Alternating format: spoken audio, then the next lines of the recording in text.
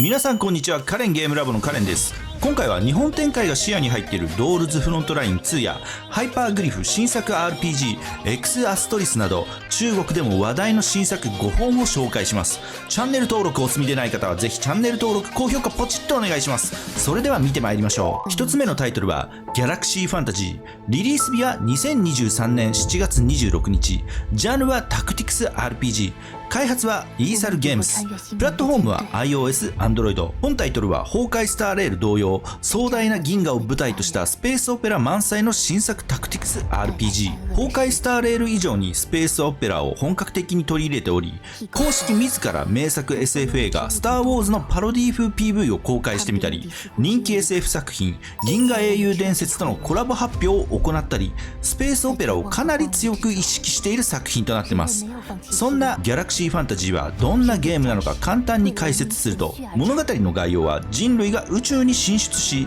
数々の星を居住地として発展させた未来で、惑星の環境に適応するために自身の遺伝子を改造し、多種多様な種族が生まれ、主人公は銀河を統治する帝国の司令官として機械生命体に対抗するための戦いへ身を投じていく。機械生命体は常に進化を続けており、新たな特徴を持つ新種が誕生していくといった負のスパイラルが続いている。そんな戦いを終わらせるべく、主人公は司令官として多種多様な種族と活動していくといった内容。現在は夏イベントでキャッキャウフフしてますが、実際のストーリーは重厚かつダークでシリアスな内容となってます。どこかアークナイツのような印象を受けます。本タイトルのバトルシステムはタクティクス RPG ということで、 3D マップ上で展開されるシミュレーション RPG。 プレイヤーの戦略性が問われる内容のため、しっかりと育成と戦略を練ることで低レアキャラにも活躍の場があったりと、評価の高いバトルシステムとなってます。ただしプレイされている方の意見など見てみると、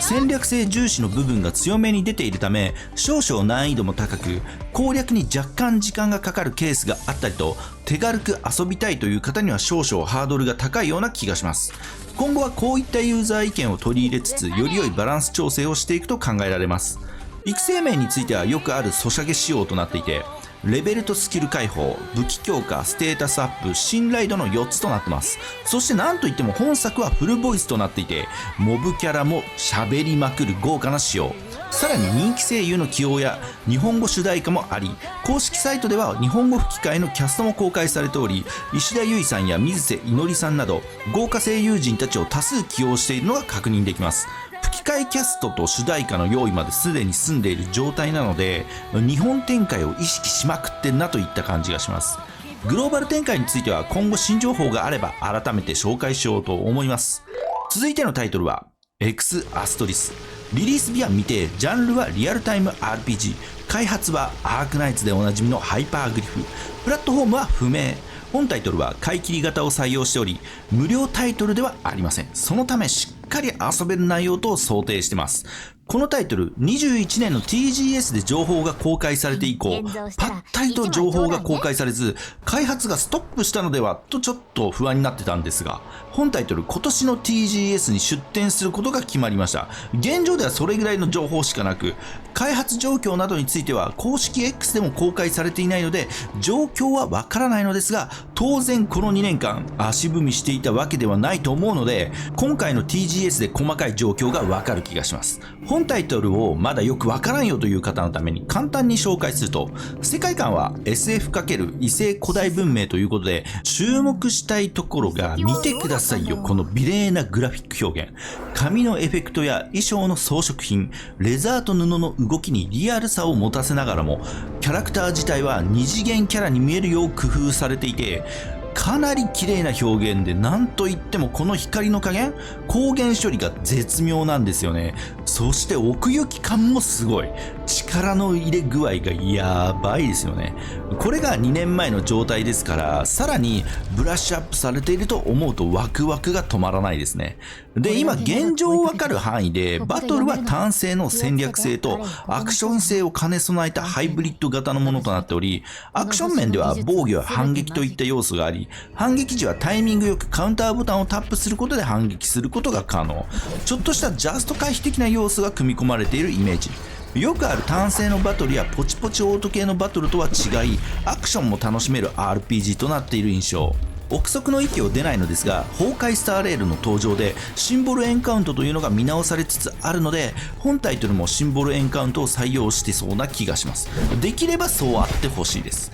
ここまでフィールドをぐりぐり移動できるので、シンボルエンカウントの方が没入感高めですよね。本タイトルは買い切り型ということで、基本無料のゲームと比べるとハードルも高く、どこまで普及できるかかなりチャレンジングな部分ではありますが、以前ミストウォーカーよりリリースした FF の生みの親坂口氏が手掛けたファンタジアンなんかは同様の買い切りを採用し、100万ダウンロードを突破しているので、本タイトル X アストリスもまずは100万ダウンロードを一つの目標としてそうですね。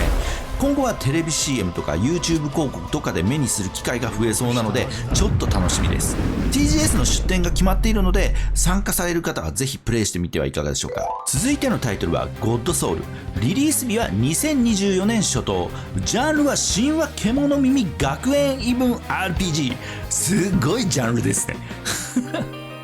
開発は U シークレットスタジオ、プラットフォームは Steam。本タイトルの開発元である USteam スタジオは、過去に童話スタイルのダークファンタジー 3D アクション RPG ミステリアオカルトシャドウズをリリースした開発スタジオ。そんな開発スタジオが今回神話獣耳学園異聞 RPG ゴッドソウルを24年にリリースするということで、どんなゲームなのか簡単に概要を説明すると、世界観はネットと科学が高度に発達した時代。物語の主人公はアナログ推進の高校に通う高校2年生。厳しい校則に縛られ自由な時間も作れず、さらに情報統制がされており、独裁的な高校での学園生活にうんざりしていた。主人公はひょんなことから反逆者と呼ばれる少女たちと出会い、学園の暴行を検挙するために活動を始めるというのがざっくり概要。反逆者と呼ばれる少女たちは神の魂が宿っており、ロキやトールなどを象徴する獣耳が特徴的。世界観やストーリーは結構中に臭さとオタク心をくすぐる内容かなといった感じです。バトルシステムについてはまだ全貌が公開されておらず、公開されている開発レターではどうやらカードバトルがベースとなっているようですが、実際にどういったバトルシステムになるかはまだまだ不明です。本タイトルも買い切り型タイトルということで、スマホへの展開は言及されていないことから PC メインと想定されます。10月頃に CBT が予定されているので、機会があればプレイしてみたいと思います。続いてのタイトルはエンバース。リリース日は未定、ジャンルはアクション RPG、開発はキーフ、プラットフォームは iOS、Android。物語の概要は原因不明の大災害により文明崩壊に見舞われた大陸アタランが舞台。文明崩壊を防ぐために各地に散りばめられた英霊たちの残り火を集め、主人公と共に繰り返される終焉の運命から人類を救う物語ということで、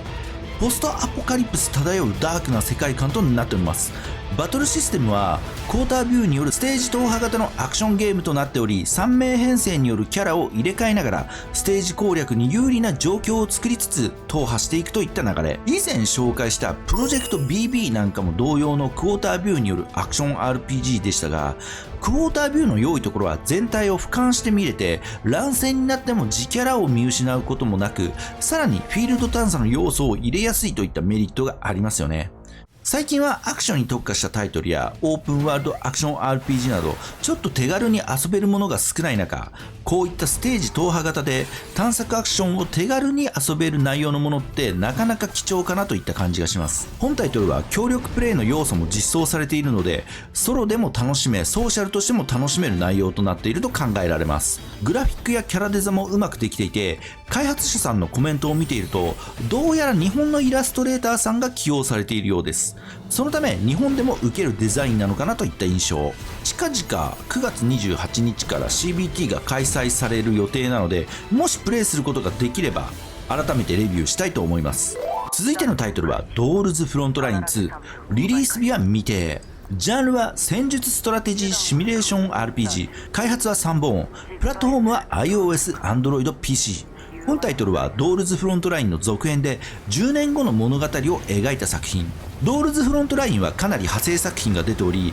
昨年ドールズフロントラインの序章ともいえるニューラルクラウドがリリースされ、作品全体を通して時系列ではこんな感じ。ニューラルクラウド、ドールズフロントライン、グリッチランド、ドールズフロントライン2パン屋作戦となっております。ドルフロ、ニューラルクラウドともにディフォルメキャラがわちゃわちゃ戦う戦略シミュレーションとなっており、ディフォルメキャラが可愛い印象なんですが、本タイトルはディフォルメではなく闘神によるリアルさを出した戦略シミュレーションとなっており、闘神になることでキャラの魅力がより伝わってきますよね。推しキャラを闘神で見れるのは嬉しい仕様。バトルシステムは過去作同様戦術シミュレーションとなっており、自陣敵陣のターン交代でユニットを移動させ敵を攻撃しマップクリアを目指すといったよくある内容。 XCOM や戦場のバルキリアに近い内容と考えられます。1マスの大切さをかみしめながら戦術を考え行動しないとクリアが難しくなってくる内容となっていて、タクティクス系のゲームを遊ばれている方なんかは馴染みのある内容かなと思います。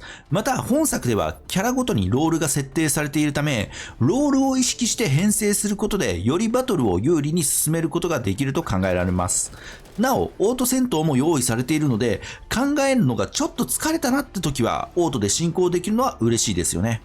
本タイトルは9月28日から CBT が実施されるので、遊ぶことができればレビュー出したいと思います。はい、今回はハイパーグリフ新作 RPG X アストリスやドールズフロントライン最新作ドールズフロントライン2など話題のタイトルを5本紹介してまいりましたが、いかがでしょうか。個人的には X アストリスやドルフロ2以外にエンバースが気になっております。ということでチャンネル登録はお任せしますが、ぜひチャンネル登録高評価ポチッとお願いします。それでは今回はこの辺でご視聴ありがとうございました。次回もお楽しみに。